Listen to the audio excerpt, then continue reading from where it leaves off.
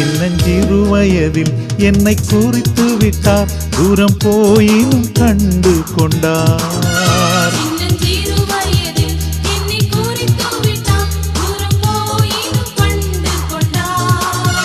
தமது ஜீவனை எனக்கும் அளித்து ஜீவன் பெற்றுக் கொள்ளென்றுரைத்தார்.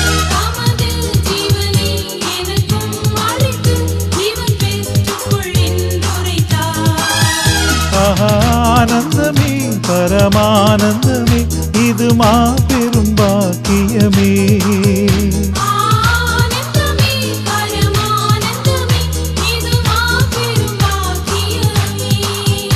இந்த பார்தலத்தின் சொந்தக்காரர் அவர், எந்த உள்ளத்தில் சொந்தமானார்.